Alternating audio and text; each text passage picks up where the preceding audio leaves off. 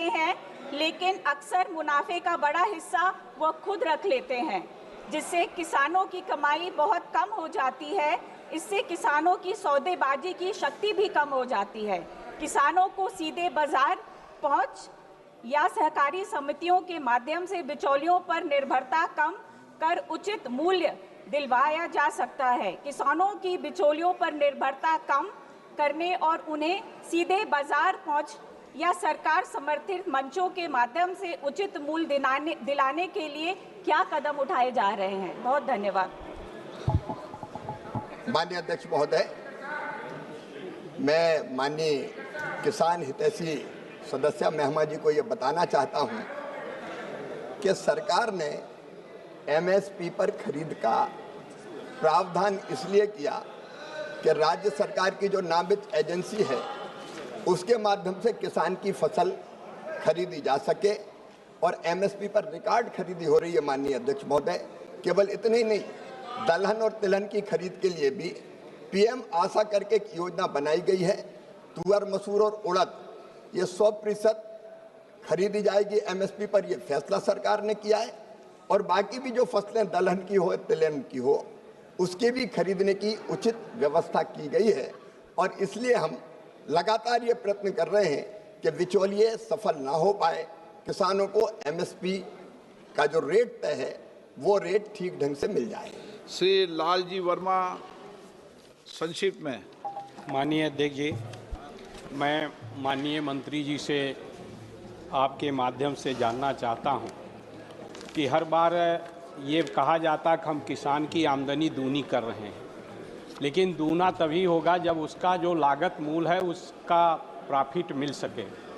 विभिन्न कृषि विश्वविद्यालयों में और कृषि फार्मों पर मैं आपके माध्यम से जानना चाहता हूं कि जो लागत मूल्य आती है, क्या उसको आधार मानकर माननीय मंत्री जी 50% उस पर मुनाफा देते हुए कृषि एमएसपी लागू तय करने का निर्णय करेंगे? और साथ ही साथ फर्टिलाइजर की, यूरिया की समय कमी है, मान्यवर हर जगह यूरिया की बड़े पैमाने पर कमी है, हम लोगों के जिले में ब्लैक मार्केटिंग हो रही है, तो क्या इस यूरिया की किल्लत को दूर करने का प्रयास करेंगे? फर्टिलाइजर मिनिस्टर जवाब देंगे। माननीय अध्यक्ष महोदय, मैंने पहले भी निवेदन किया, मैं फिर दोहराता हूं कि ये सीएससीपी राज्य सरकारों से चर्चा करती है। उत्पादन की जो विभिन्न लागतें होती है, चाहे वो लगने वाला मजदूरी हो, जो इनपुट डालते हैं कृषि में उन इनपुट की कीमत हो, मशीन की कीमत हो, बाकी खर्चे हो, सबको जोड़ के जो लागत निकालती है वो सीएससीपी के माध्यम से उस पर 50% मुनाफा देकर एमएसपी तय की जाती है। माननीय अध्यक्ष महोदय, अगर आप देखें से धान की एमएसपी 2013-14 में 1310 थी, अब बढ़ के 2369 हो गई। बाजरा 1250 से 2775 एमएसपी हो गई। रागी की 1500 रुपये से बढ़ा के 4886 रुपया एमएसपी कर दी गई। मक्के की 1310 से बढ़ा के 2400 रुपया एमएसपी कर दी गई। तुअर की 4300 से बढ़ा के 8000 रुपया एमएसपी कर दी गई। मूंग की 4500 से बढ़ा के 8768 रुपया एमएसपी कर दी गई। उड़द की 4300 से बढ़ा के 7800 कर दी गई।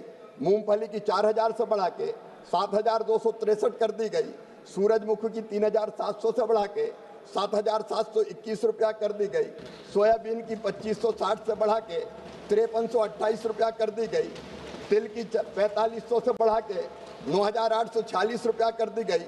राम तिल की 3500 रुपया से बढ़ा के 9537 रुपया कर दी गई। कपास की 3700 से बढ़ा के 7710 रुपया कर दी गई। ये दुगनी तो की है माननीय अध्यक्ष महोदय, एमएसपी भी दुगनी की है, खरीद भी कई गुना ज्यादा की है। जब वर्मा जी को मैं बताना चाहता हूँ, जब यूपीए की सरकार होती थी तो केवल 10 साल में 6 लाख मीट्रिक टन उन्होंने दलहन खरीदी थी। हमने 1,82,00,000 मीट्रिक टन खरीद के दिखाई है। तो हम एमएसपी भी बढ़ा रहे हैं, हम खरीद भी रहे हैं, हम किसान सम्मान निधि भी दे रहे हैं, हम केसीसी पर सस्ता ब्याज भी दे रहे हैं, हम विभिन्न योजनाएं चला रहे हैं। तो किसानों की आय दुगनी तो कर रहे हैं माननीय अध्यक्ष महोदय। Question number 122 doctor Sambit Patra. प्रश्न संख्या 122। माननीय सदस्य। उत्तर सभा पटल पर रखा गया। माननीय सदस्य। माननीय अध्यक्ष जी, आपने मुझे प्रश्नकाल में एक पूरक प्रश्न पूछने की अनुमति प्रदान की, इसलिए मैं आपका हृदय से आभार व्यक्त करता हूं।